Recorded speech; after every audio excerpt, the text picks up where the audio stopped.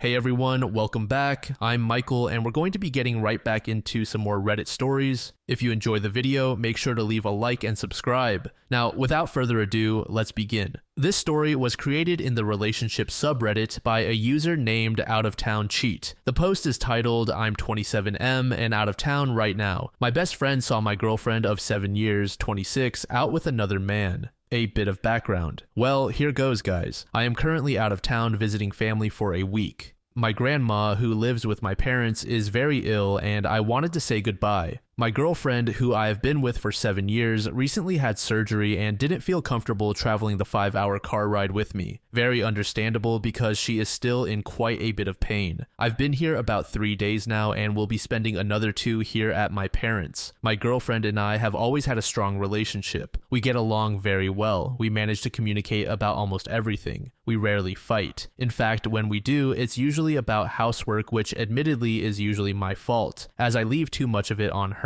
This will be relevant in a bit. We had a fight about the housework right before I left to visit my grandmother. Since she had surgery, she hasn't been able to keep up with the cleaning and laundry much, and the house has gotten a bit out of hand. She is kind of a neat freak, whereas I am okay with clutter, and even by my standards, the house was getting pretty messy. I promised I would clean up, and I did, but she kept insisting more needed to be done. I thought it was clean, but it wasn't up to her standards. Now that I've left, I can see I was a bit in the wrong and I feel bad. And I've told her so via text. She seems to forgive me. She didn't mean to snap at me over it. She's in pain and is exhausted and just wants more help around the house. I only see clutter when I clean, but I don't think about things like vacuuming and dusting. I thought we had cleared the air and were okay, but she has been very distant over the days I've been here. Very little communication. And now I got a text from my best friend telling me he saw her walking about a hardware store with some guy. He described him as tall with dark black long hair and a full beard. This does not fit the description of any of her friends.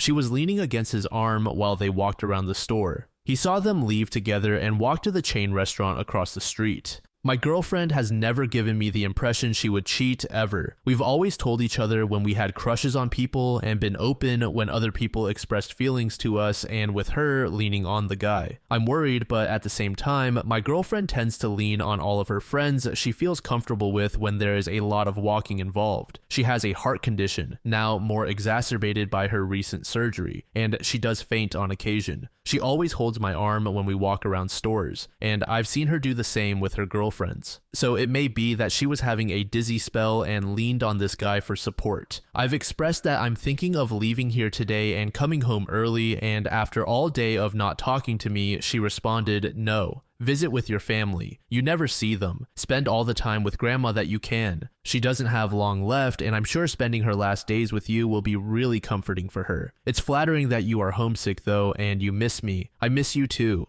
I didn't want to sound accusatory, so I sent something along the lines of, "Hey, Dave said he saw you at hardware store today and meant to say hi, but didn't have the time." She responded, "I wasn't at the hardware store today, just the grocery store." Admittedly, I was a bit suspicious. My girlfriend doesn't really do social media. She is a high school teacher and all she has is a Facebook. She keeps it for professional purposes only and has basically nothing on there. So I decided to check her email. I know, I feel awful, but I'm starting to get worried. She had a few from some generic Gmail around that was basically something like sugar. There was no Google Plus info on the page. I also Googled the Gmail and could find no other accounts associated with it. The back and forth. Sugar. Sorry about the email. Shattered my phone on a job and not gonna replace it until my contract expires. Girlfriend. That's okay, I totally understand. Are we still on for Saturday? Sugar. Yeah, I'm free. Is the boyfriend gone already?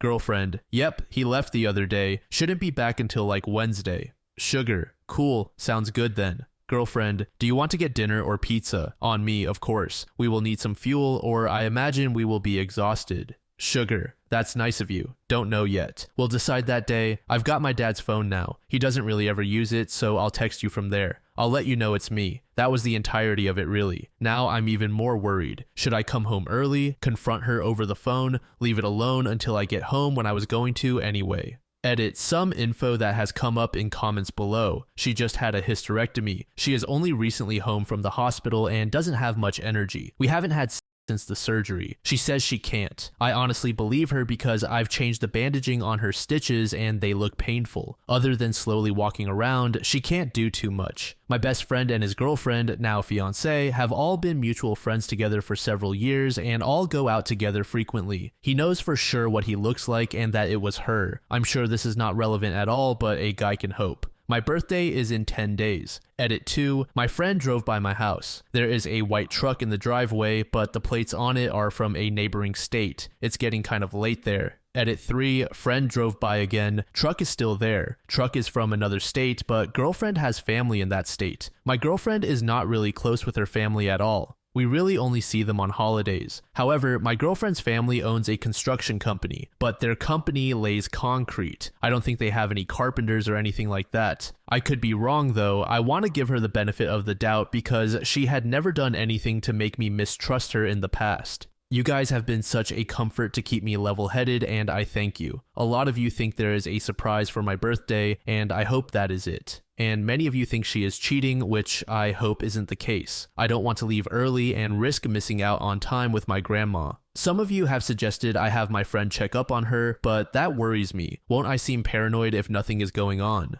Edit 4. On current communication with my girlfriend. I have called her 3 times and texted her a ton. I haven't been accusatory, I just asked what she was doing and if she had any friends over. Basically, we live in a dead zone cell phone coverage-wise. We live in a town surrounded by cornfields for miles and miles. We get spotty reception at best. When I last spoke to her, she said she was doing laundry and working on a quilt she is making for my mom. Both the laundry and her sewing room are in the basement. We get no service in the basement. A little while ago, I got a picture message of our cat laying all over her quilting supplies and one saying she missed me. It's possible she hasn't gotten my text because she has very possibly been in her sewing room all day. She can spend hours there working on projects and watching Netflix. She always calls me right before she falls asleep when we are apart though, so I'm waiting for her to call me before bed now. Edit. Still no call from her, but if she is in the basement quilting and watching Netflix, that is no surprise. She can go for hours. No idea if the truck is still there or not. My friend drove by again around 9 p.m. and it was still there. I'm not going to make him go out again. I'm thinking I will just come home when I was supposed to.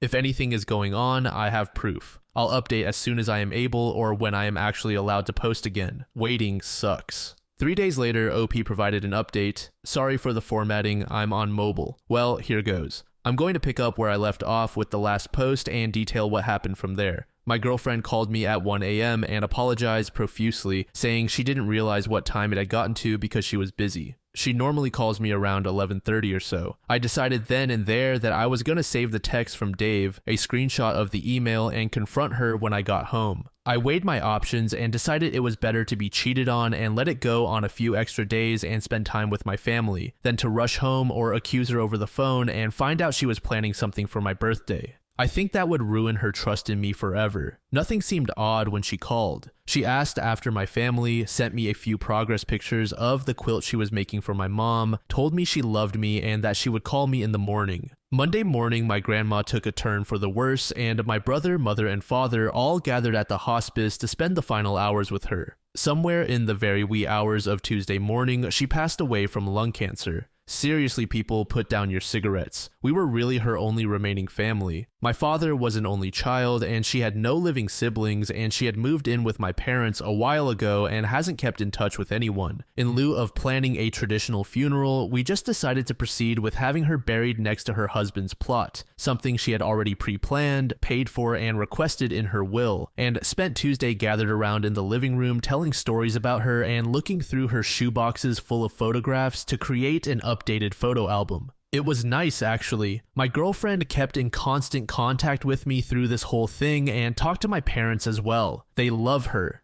During that time, I decided to let everything fall out of my mind other than my family. It was pretty evenly split on what people believed about my girlfriend, but what felt right in my gut was that she was planning something for me. Many of you said I was denying any possibility she was cheating and had my head in the sand, that she was blowing this guy, fucking him in my bed, and that she was on some sort of related carnival ride. Some said I trusted her too much and that it would come back to bite me. And many of you said I didn't trust her enough, that I was letting what my friends saw cloud my judgment. There is some truth in that. Many of you wondered if Dave hated my girlfriend or wanted to get with her. I promise you that is not the case at all. Dave has been cheated on before and just wanted to look out for me. If I had asked him to confront her, he would have done it in a heartbeat. But even he thought something was up, knowing us for as long as he has. I asked him to leave it and that I would deal with everything when I got home. If there really was nothing going on, I didn't want to risk crushing her spirit when she was just trying to do something nice for me. I let my girlfriend know I would be home sometime Wednesday, but I was gonna have breakfast with my family first. She requested I call her when I get in the state. This was my intention, but I was getting so homesick and I just really needed to see my girlfriend, so I hit the road sometime around 5 a.m. With no rest stops and minimal traffic, I made pretty great time and got home at 10:30 or so. As I pulled into the driveway, I saw the white truck parked there already. I swallowed the lump in my throat and walked up to the front door. I kept repeating in my head that I trusted her and that there was nothing going on. As I walked in the front door, which enters into the living room, I locked eyes with the guy. He was sitting cross-legged on the floor in sweatpants and a tank top, eating cereal off my coffee table. He looked younger than I thought he would be from Dave's description, but he had a full beard and long black hair in a ponytail. He nodded and said, "Hey dude, welcome back." Which felt odd. I just stood there staring at him, wading through the surreal nature of the situation, looking for the right words. My girlfriend then came down the hallway, smiled, and hugged me. "Hey, I'm so sorry about Grandma. Any chance you remember my cousin Max? I know it's been a while." I stared at him and I swear I had never seen this person in my life. I just had this sinking feeling and only replied, "I don't think we have met. Aunt Ellen's son."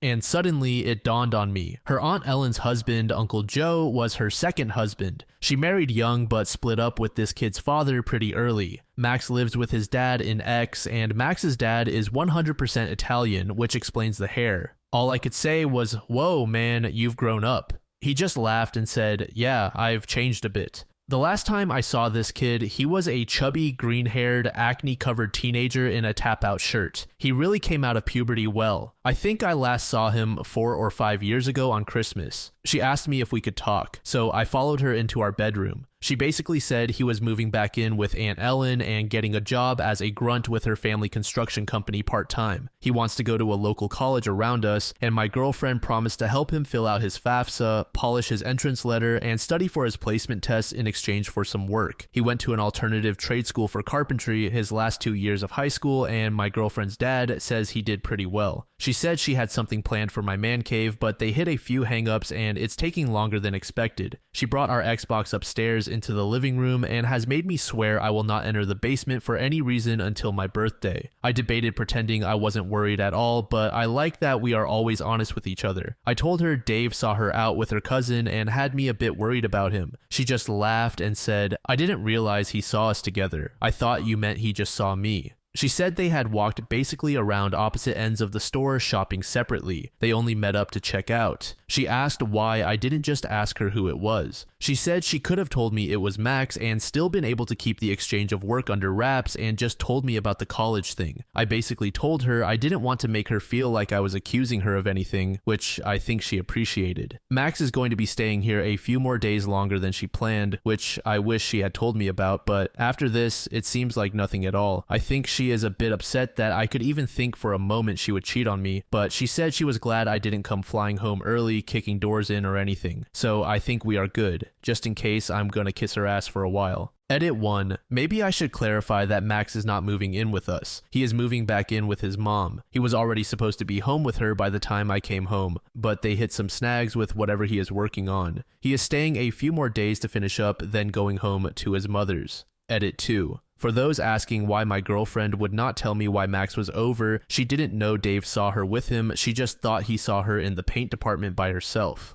I think she wanted to not arouse any suspicion at all in me. He was supposed to be done before I even got home. I remember her mentioning that he was in carpentry school. I didn't know it was part of a 2-year high school thing, and for some reason I was picturing him as a lot older than he was. I think I had him confused with his older stepbrother. I've had my brother over when she was visiting her best friend out of state before, and it was a non-issue. We have a pretty open door policy when it comes to close friends and family, so having him over is a total non-issue for me. I see how it would be an issue for some people, but it's not in our relationship. I think she just wanted me to spend time with my family and not focus on what was going on at home in the slightest. She was going to tell me about the college thing if I asked, but since I didn't, she just decided to keep it under wraps. User Lost and Dumbfound said, I still don't get why the GF didn't just say she was helping out her cousin. How would that have distracted him from his family? Yeah, everything worked out, but that's some weird lack of communication from her. User Significant Dirt 793 said, I'd be much more annoyed if my partner didn't tell me someone would be staying in my home. I don't mean they'd need permission or anything. I wouldn't have a problem with them being there, just that I didn't know. That would feel like such a violation regardless of who it was. User Mash Lead said, and this is why OP's behavior was the right choice. Once in my town, a guy called his friend to say he saw his girl walking through town with another guy. Guy jumps in his car, heads to town, and shoots them both. It was her cousin. If you don't trust your partner, say that. But jumping to conclusions and planning elaborate traps isn't healthy. User Open Attention 8286 said, I'm amazed she was out shopping at all after a recent hysterectomy. It took me a month before I could walk enough to get to my desk at work, and another week after that before I could cross the parking lot instead of having to be dropped off at the front door. The muscles responsible for keeping yourself upright have been cut. The connective tissue keeping your organs in place has been disrupted enough that it feels like your intestines are trying to slither out through the incisions. The nerves in that area take a while to work normally again, which means you might not realize you have to pee until it's too late. It is not a pleasant recovery. I was half expecting the mystery man to turn out to be a home health aide or something similar. I wouldn't blame her if she had decided she wasn't up to handling things herself and hired somebody to help.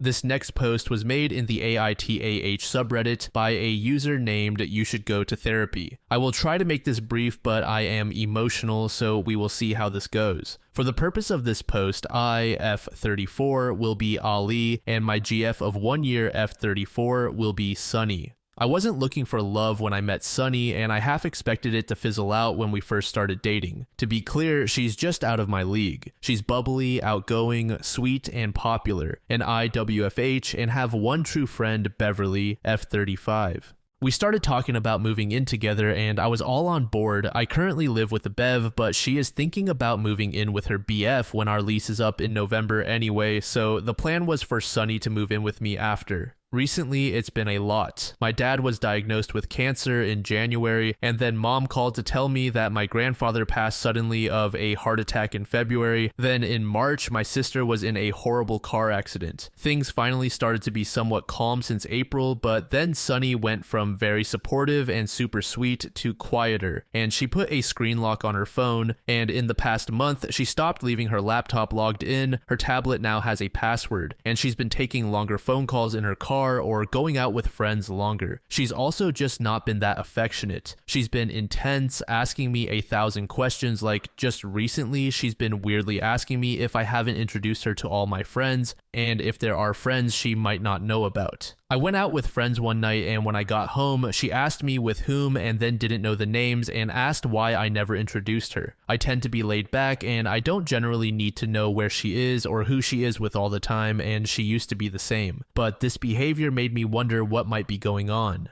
Then, this past week, I noticed she and one of my friends, Jason M40, had been hanging out more. His name would pop up on her notifications while we are together, and she would turn the phone over or leave the room with her phone. Last night we were drinking and watching Netflix, and she went to the bathroom and put her phone down but didn't lock it. I saw Jason's name pop up and I opened the messages. A lot of the conversations were deleted, but he had messaged her, "Hey, Ali is acting weird. Does she know?" My heart sank. I just tried to focus on staying calm, knowing we both were drunk by this point. When she came back, she saw me with her phone and asked, "What are you doing?" all alarmed. I handed the phone to her and asked if there was something she wanted to tell me, and she just stared at me. So I made a bluff and said, "Hey, I know about you and Jason, so you want to tell me?" She sat down and just asked if I went through her phone. I asked her why it would bother her if she has nothing to hide. She asked me if I asked Jason, and I just asked if they are having some sort of affair. She got really still and just quietly asked if that's what I thought, and I explained everything I outlined here. I said that I've been cheated on by my ex-boyfriend, and she's acting just like he was when I was starting to figure it out. Sunny offered for me to look through her phone, but I said I knew she had deleted the conversation. When she asked what she can do to prove it to me that she's not cheating, I really didn't have an answer. We sat there in silence for a while, and I just got up and went to bed. Sunny didn't come to bed, and when I got up this morning, it's clear she slept on the couch, but she also wasn't there. I figured she went home, so I messaged her, but she hasn't responded. Am I the jerk for accusing her? She's acting so odd, and this doesn't make sense. She knows cheating is a deal breaker for me. I've messaged Jason, but he hasn't responded to me either, and I'm starting to question everything. Not long after, OP provided an update. I managed to schedule a late session with my therapist. I'm in regular therapy due to past issues, and came up with some language and talking points. When I got home, I also strategized with my roommate Bev. Bev said I shouldn't jump to conclusions and was behaving like Sunny is my scumbag ex, and that isn't fair. I told her I am planning to give Sunny a chance to clear everything up. I called Sunny, but she didn't answer, which Bev did bring up she could be working. She works odd hours as she works in the arts, and we usually have a Google Calendar to keep up with each other's work hours and the like. I looked it up and she was scheduled to be working, so I sent her a text.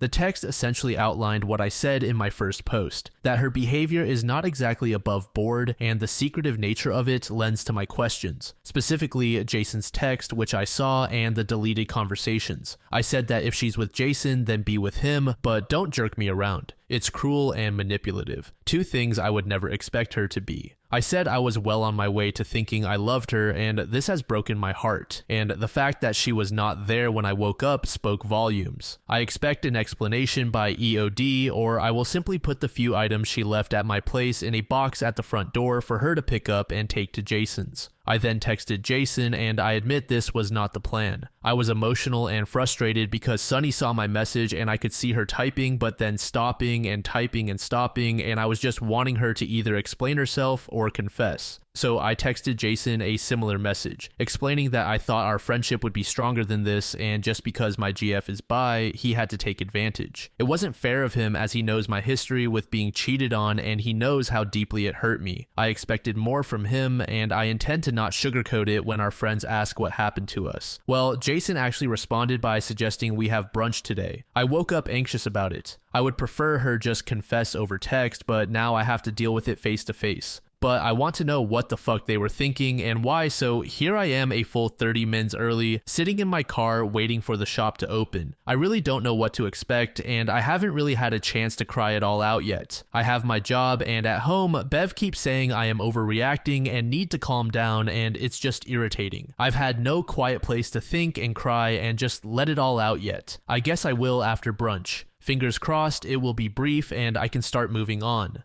Then we got another update from OP. I'm a asshole. After my last post, I got out of my car and walked around for a moment to think and calm down. I took a suggestion from the comments and downloaded a voice recorder app on my phone and started recording before I got back to the shop. I walked in and Jason was there, with Sunny. As soon as I saw them sitting together, I knew my relationship was over, so I said as much when I approached. I just said, "Oh, so we're over then," and Sunny stood up and started saying she could explain and that I didn't understand. I just laughed and mentioned that I did ask before what was happening and she didn't seem to want to explain, and that said enough. I rehashed everything. The locked devices, passwords, the shifty behavior, the deleted texts. She can't look me in the eye and tell me she's that stupid or thinks I am. Sunny just shrunk at that and didn't look me in the eye. That's what I thought I was saying and looked at Jason, but he just stared at me. He was calm and just asked me to please sit down, so I did and put my phone and keys on the table in front of me as if ready to leave at any moment. Jason said that he didn't reply to my text right away because Sunny had called hysterical and hungover saying I thought she was cheating, so he and Bev went over to Sunny's place to calm her down and talk it out. He wanted Sunny to explain it, but she was too nervous after I had basically said she was just like my cheating ex.